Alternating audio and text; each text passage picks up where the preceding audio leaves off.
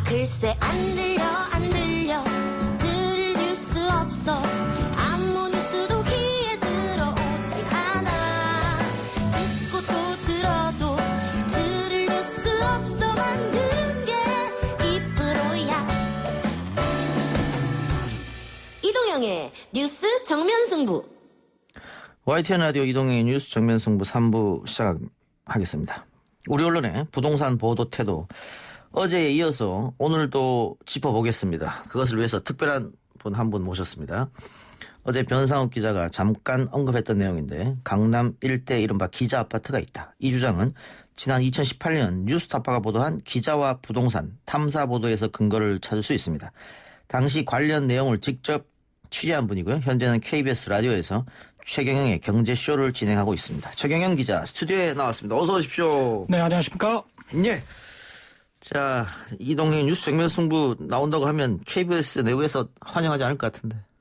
아니 뭐 품앗이니까요. 한민족의 뭐 전통적인 1대1 노동교환이라고 봅니다. 예. 이슈 노동이 한번 나와주셨으니까 예. 또 계속 나와주실 거잖아요. 예. 제가 지난주에 나갔었는데 조회수가 상당히 높더라고요. 예, 이동영 작가님의 그 인기가 네. 뭐 그걸로 좀 감사합니다. 지금 그러면 그 라디오는 매일 데일리로 진행을 하시고 그렇습니다. 그 지금 하시는 최경영의 이슈 오도독 그 유튜브 채널이죠? 그렇죠. 따로 그거는, 이렇게? 예. KBS 일라디오에서 역시 운영을 하고 예. 있고요. 일주일에 한 번씩 하고 예. 있습니다. 보니까 MBC 같은 경우에도 김종배 씨가 하는 라디오가 데일리로 하면서 유튜브로 컨텐츠를 따로 또 만들더라고요. 근데 그것도 인기가 좋더라고요. 이게 예. 그 올드 미디어하고 뉴 미디어와의 어떤 합작이라 그럴까? 아니면 새로운 그 기존의 방송국에서 뉴 미디어를 한번 새롭게 한번 살펴보는 걸까요? 어떻게 보십니까? 생존 전략이죠. 워낙 안 되니까. 워낙 안 되니까. 예, 구매체에서는 힘들다. 신매체로 한번 진출해보자. 그리고 이런 것도 있는 것 같아요. 사실 지나치게 지상파 그리고 YTN까지 포함해서 규제가 너무 심해요.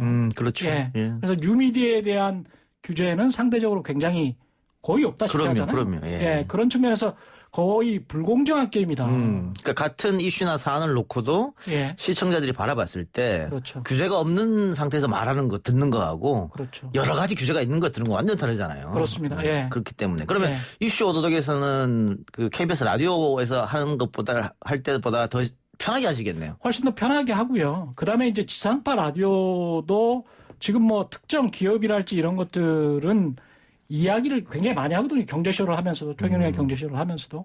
그러니까 그렇게 조금씩 뭐랄까요. 자유화되어 가고 있고 그게 당연한 수준이라고 저는 생각을 합니다. 또 유튜브는 예. 뭐 기계적 중립 필요 없으니까. 그렇죠. 편하게 할 수 있으니까. 예, 알겠습니다.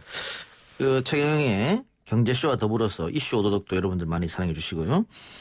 임대차 3법 통과 후 보수 언론과 미래통합당 서민 걱정을 크게 하고 있습니다.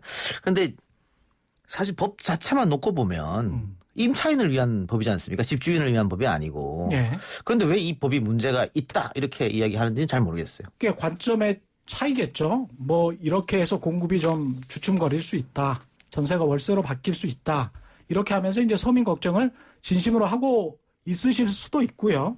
그다음에 이제 반대 생각을 가지고 있을 수도 있는데 저는 꼭 지적드리고 싶은 것은 정부의 정책이 나왔다고 해서 어떤 결과가 바로 나온다. 시장에서. 예.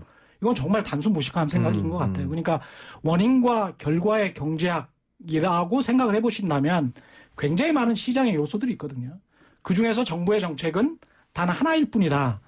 예를 들어서 말씀을 드리자면 상가임대차보호법 예. 20년 전부터 논의가 돼서 제가 이것도 직접 보도를 했었던 적이 있는데 예.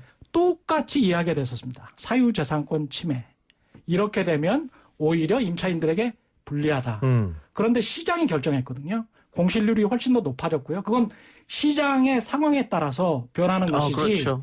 정부의 정책 때문에 어떻게 된다. 그거는 굉장히 좀 단순 무지한 논리죠. 그러니까 어떤 공정한 경쟁, 임대인과 임차인이 공정한 경쟁을 해서 공정한 계약을 할 수 있게 해준 게 상가임대차 보호법이었다면 이번에 임대차 3법도 집에 있어서 주택에 있어서 공정한 경쟁과 공정한 계약이 가능하도록 해준 것. 예. 그동안에 임대인에게 굉장히 좀 유리했던 그런 지형에서 약간 좀 틀어준 것.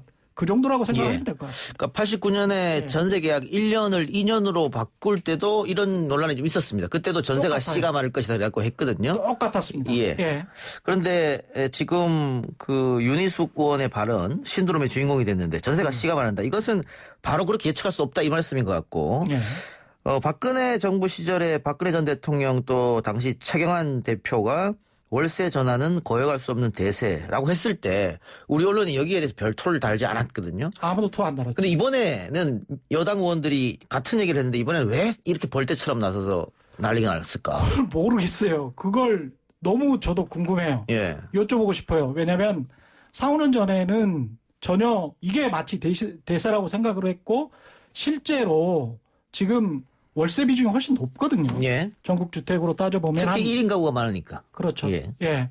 월세 비중이 한 6대 4 정도 되고 있는데 월세가 한 6 정도 상황인데 이미 월세가 많은 상황에서 이게 더 가속화될 것이다. 이 법 하나 때문에 이거는 좀 무리한 이야기고요. 그다음에 특히 서울의 아파트나 뭐 좀 어지간한 빌라들 생각을 해본다면 지금 전세금이 뭐 3, 4억, 5억, 6억 이렇게 가지 않습니까? 5억을 당장 누가 내놓나요? 예. 이 돈을 돌려주고 난 다음에 당신 나가세요. 우리가 한 300만 원 월세를 받을 겁니다. 예. 이렇게 돼야 되잖아요. 그러니까 전세금을 돌려줄 돈이 사실은 준비가 돼 있지 않는 집주인들이 많이 있죠. 예. 사실 우리나라 한국인의 자산의 80%가 예. 부동산에 집중돼 있거든요. 예. 그럼 자산을 부동산에 가지고 있는데 10억을 가지고 있는 사람이라고 할지라도 80%가 부동산에 묶여 있다는 이야기잖아요. 그러면 가지고 있는 금융자산은 2억밖에 안 된다는 이야기예요. 근데 전세금이 5억이라면 어떻게 돌려줍니까? 돌려줄 방법이 없어요. 그러면 그 다음 전세 계약자가 전세를 대체해서 그 돈을 받아서 계속 돌리는 수밖에 그렇죠. 없거든요. 예. 그것 때문에 사실은 갭 투자를 할 수 있었던 것이고요.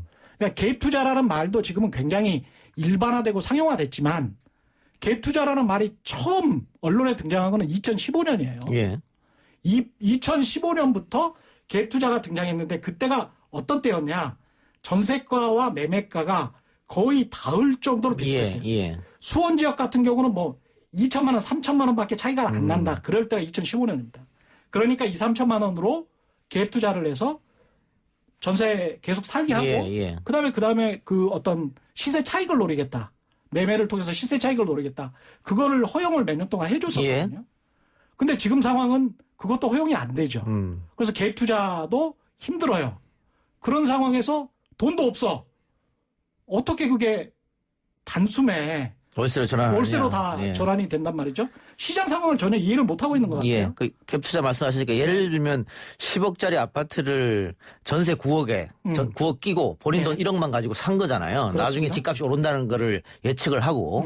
그런데 월세로 바꾸려고 그러면 그 9억을 돌려줘야 됩니다. 그 돈이 어디 있냐는 얘기죠. 예. 그걸 다 돌려줘야 전세 대란이 일어나는 거고 막 그렇게 그렇죠. 하는 건데. 예. 그러니까 지금 당장 쉽게 이 임대차 보호 3법 때문에 전세 대란이 일어난다 이렇게 단정하지는 못한단 말씀이죠. 아니 절대 그거는 안 될 것 같아요. 저는 현실적으로 불가능한 게 한국 가계 자산이 부동산이 80%라는 거는 이미 명백하게 KB금융이랄지 여러 곳에서 나온 예. 팩트거든요. 예.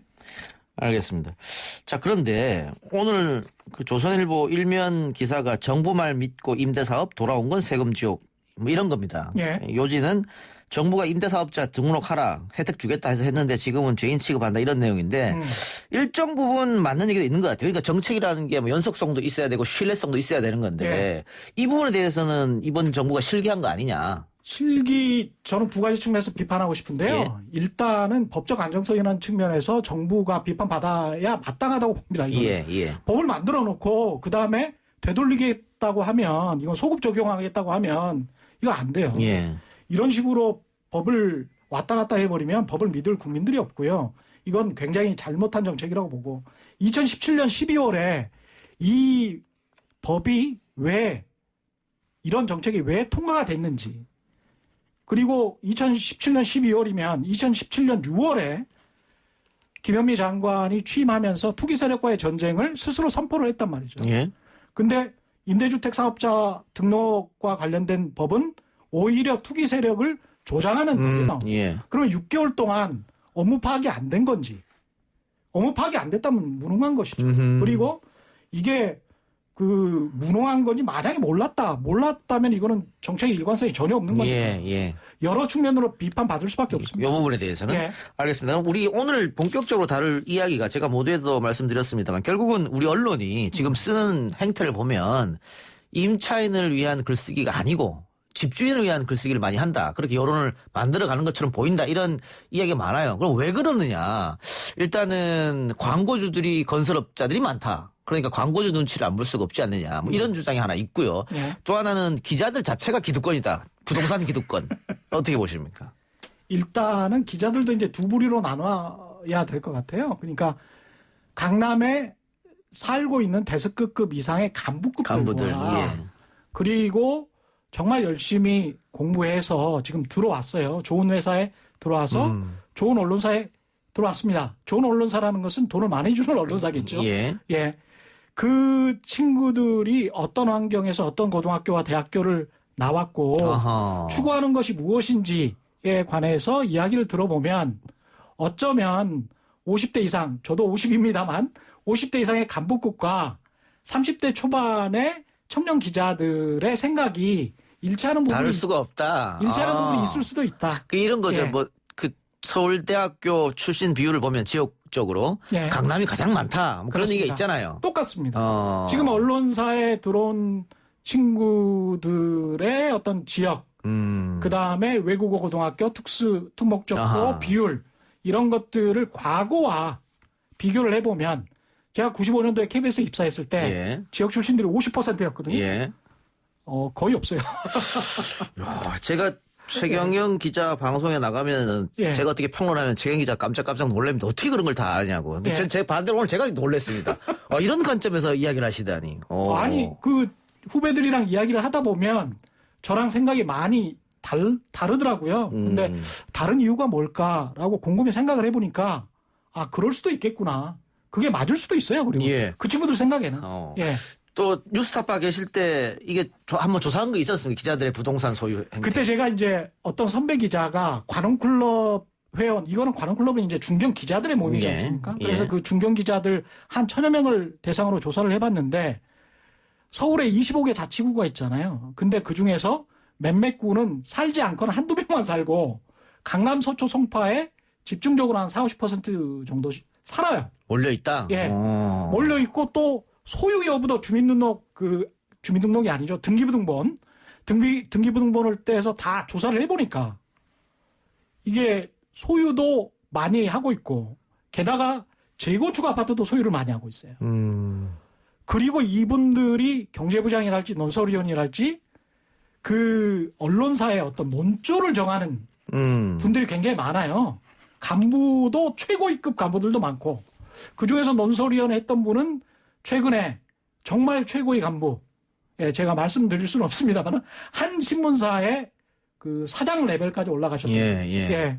근데 그분이 재건축 아파트를 본인이 소유하고 있었는데 재건축 규제를 풀어야 된다라고 지속적으로 사설을 썼었어요.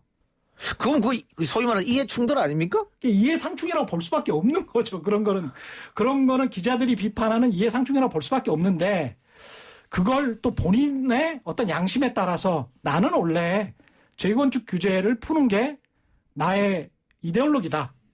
나는 공군론자다. 시장주의자다. 이른바. 그렇게 이야기하신다면 또 그것도 맞는 이야기가 되겠고요. 이해 충돌, 이해 상충 얘기가 나왔으니까 작년에 손혜원 의원의 그 목포 부동산 투기 관련해서 SBS가 이거를 갖다가 며칠 굉장히 많은 리포트를 활용해서 비판을 냈고 여기 조선일보가 갖다 동참을 했어요. 그런데 지금 주호영 의원의 23억 이 문제에 대해서는 지금 MBC 스트레이트 그리고 YTN 변상욱 일수가 있는 저녁 이거 말고는 크게 보도를 안 하고 있더라고요. 왜 이렇게 선택적 정의라고 합니까? 이게 선택적인 기사 송출입니까? 어떻게 봐야 됩니까? 이것도 정말 참 신기한 게요. 이 법안과 관련된 이해상충의 문제는 똑같잖아요. 그러니까 목포 이게 정말 손으로만 생각을 해보자면 서울의 아파트를 공급 우선으로 해서 재건축을 해야 되기 때문에 나는 그 법안을 통과시켰을 뿐이다.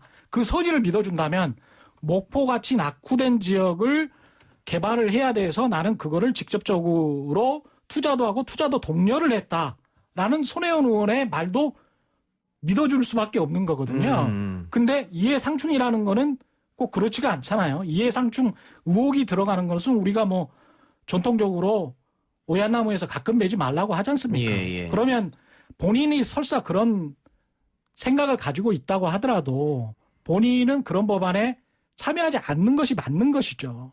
똑같이 손혜원 의원을 비판할 때와 똑같은 잣대로 비판을 한다면 부동산 투기 의혹, 이해상충 의혹이라고 할 수밖에 없는 것이죠. 예.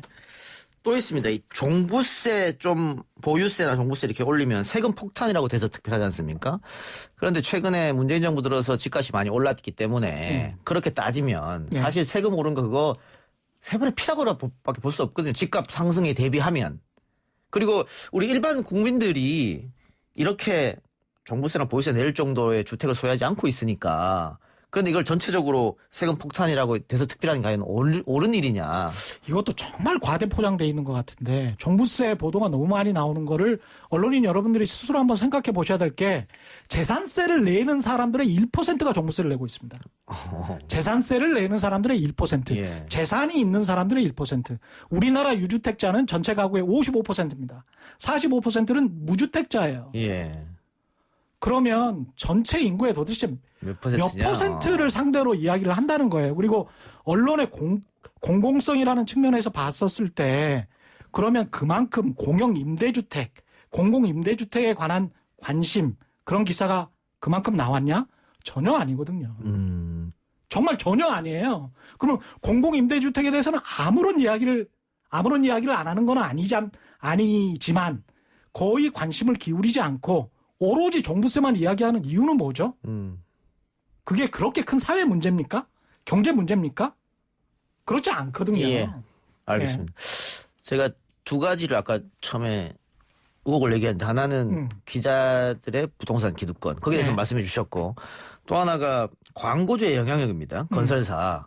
뭐 KBS 같은 경우에야 뭐 공영방송이고 수신료 받고 하기 때문에 여기에 대해서는 조금 자유롭죠. 예. 예. 다만 특히 신문사 같은 경우에는 이게 무시할 수 없거든요. 예. 어떻게 보세요? 저는 두 가지 지적하고 싶은데 첫 번째는 광고나 광고성 기사나 기사, 부동산과 관련해 이걸 잘 구분이 안 되는 나라는 선진국 중에 대한민국밖에 없어요. 아하. 이게 기사인지 광고인지. 예. 정말 그래요. 이거는 정말 신문사에 다니시는 분들이 보세요. 한번 뉴욕타임즈에서 이렇게 보도를 하는지. 광고면은 따로 있거든요. 예. 근데 광고성 기사와 광고 그 자체가 기사가 구분이 안 돼요. 그 다음에 두 번째는 우리나라 신문사처럼 직접 부동산 정보업에 뛰어든 언론사가 그러면서 스스로 정론지라고 말하는 언론사가 세계 어느 선진국에 있는지 한번 꼭 이야기를 했으면 좋겠습니다. 예. 부동산 정보업에 직접 뛰어들어서 부동산 매매와 관련된 사이트를 조인트 벤처 형태로 만들거나 간접적으로 용역을 줘서 본인들의 사이트 기사 링크에 클릭수를 높이려는 행위를 꾸준히 10년 이상 해왔거든요. 그런 회사들이 당장 떠오르는 회사들이 가장 큰 경제신문사들 또는 종합일간지들 서너 곳이 제가 떠오릅니다. 이런 식으로 장사를 하는 신문사가 세계 유수의 어느 경제지에 있습니까? 예. 클릭수 말씀하셨으니까 최근에 모 경제지에서 어뷰징 많이 한 기자한테 상을 줬더라고요. 그냥 그런 수준인 거죠. 그게 사실은 관련해서 어느 정도냐면 어떤 탐사 보도를 해와서 가지고 오면 그거를 광고와 직접 5천만 원 1억 광고와 직접 나눠 먹고 그걸 인센티브로 받기도 하는 그런 진짜 웃지 못할 상황도 직접 들었습니다. 제가 예. 관련된 기자에게. 예. 언론 자유는 최고라고 지금 이야기를 듣고 있습니다만은 신뢰도는 조사 대상 40개국 중에 40위였습니다. 이게 언론에 대해 문제점을 기자 개인 혹은 언론사 자정작용하고 맡겨서는 안 될 것 같기도 한데요. 저는 참 이게 답답한데 언론 입장에서는 언론 자유를 추구할 수밖에 예, 없잖아요. 예. 그래서 그렇다고 이제 규제를 해라. 요새 말하는 징벌적 예, 손해배상. 예. 근데 그 징벌적 손해배상도 사실은 미국에서 실제 재판 결과가 나온 거 보면 그렇게 징벌적이지 않아요. 그런 어떤 굉장히 좀 미묘한 문제가 있기 때문에 언론사 스스로의 자정이 가장 예, 좋아요. 예. 가장 좋은데 그것도 안 된다면 정부나 공공기관 그다음에 공기업들이 언론사에 협찬하는 것들 있지 않습니까? 예. 또는 광고하는 것들 이런 게 전체 매출의 한 30% 정도 되는 신문사들이 굉장히 많은데 언론의 정말 진정한 독립과 자유라면 그거를 단호하게 배격해야 돼요. 미국의 신문사들 같은 경우에 미국이 굉장히 땅덩어리가 크기 때문에 스탬프 있잖아요. 우표를 특별 취급해서 아주 싼 우표로 배달을 동부에서 서부로 뉴욕타임즈를 동부에서 서부로 해줬다. 굉장히 싸게 받았거든요. 근데 그 싸게 받는 것 자체도 거부하려고 그랬어요. 정부가 개입한다고 해서. 그 정도의 정신이 없으면서 자꾸 언론 자유나 독립을 이야기하면서 또 줄 거는 좀 줘라. 라고 말하는 거는 그게 영업인들의 마인드지 기자의 마인드는 아니라고 생각합니다. 알겠습니다. 예. 저 많은 이야기를 나누고 싶습니다. 시간이 부족해서요. 고맙습니다. 예. 다음에 한 번 더 나오시죠. 고맙습니다. 예. 오늘 출연 고맙습니다.